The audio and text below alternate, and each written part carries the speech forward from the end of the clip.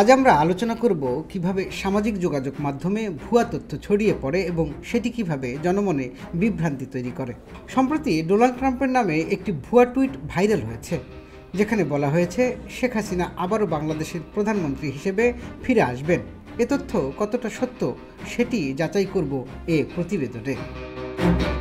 কিছুদিন আগে সামাজিক যোগাযোগ মাধ্যমে একটি স্ক্রিনশট ভাইরাল হয়, যেখানে দাবি করা হয় যুক্তরাষ্ট্রের প্রেসিডেন্ট ডোনাল্ড ট্রাম্প নাকি টুইট করেছেন শেখ হাসিনা বাংলাদেশকে নেতৃত্ব দেওয়ার জন্যই তার জন্ম হয়েছে, তিনি আবারও প্রধানমন্ত্রী হবেন। টুইটটি ভাইরাল হওয়ার পরেই অনেকে এটিকে সত্যি মনে করেন এবং সামাজিক যোগাযোগ মাধ্যমে শেয়ার করে থাকেন।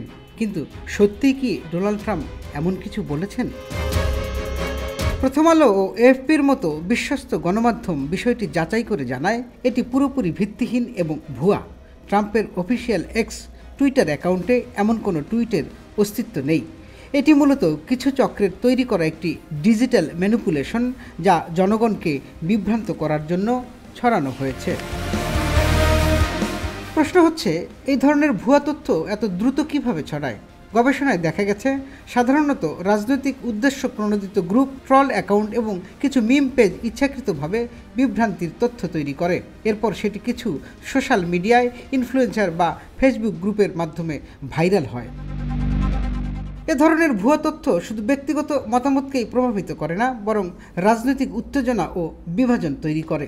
বাংলাদেশে সাম্প্রতিক রাজনৈতিক অস্থিরতার সময় এই ধরনের গুজব আরও বেশি ছড়াচ্ছে।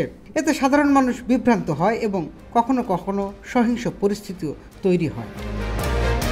ভুয়া তথ্য থেকে বাঁচার জন্য কিছু সহজ পদক্ষেপ অনুসরণ করতে পারেন। কোনো চমকপ্রদ খবর বা দাবি দেখলেই প্রথমেই তার উৎস যাচাই করুন। বিশ্বস্ত গণমাধ্যমে এটি প্রকাশিত হয়েছে কিনা তা দেখুন। গুগল রিভার্স ইমেজ সার্চ বা ফ্যাক্ট চেকিং প্ল্যাটফর্ম ব্যবহার করে যাচাই করুন। সন্দেহজনক পোস্ট শেয়ার করা থেকে বিরত থাকুন। বিশ্বস্ত প্ল্যাটফর্ম যেমন AFP fact check, Bangladesh fact check এবং বুম ফ্যাক্ট চেক ব্যবহার করুন। আমরা যদি সবাই সচেতন হই এবং সোশ্যাল মিডিয়ার দায়িত্বশীল আচরণ করি, তাহলে এই ধরনের গুজব ছড়ানো অনেকাংশেই প্রতিরোধ করা সম্ভব।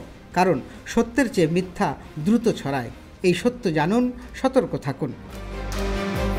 আজকের পর্বে আমরা দেখলাম কিভাবে একটি ভুয়া টুইটের মাধ্যমে সামাজিক যোগাযোগ মাধ্যমে বিভ্রান্তি তৈরি করা হয়। ভবিষ্যতে যেন আমরা এ ধরনের গুজবে বিশ্বাস না করি এবং অন্যদেরও সচেতন করতে পারি, সেই প্রতিশ্রুতি হোক আমাদের সবার। টুটুল রহমান, খবর সংযোগ।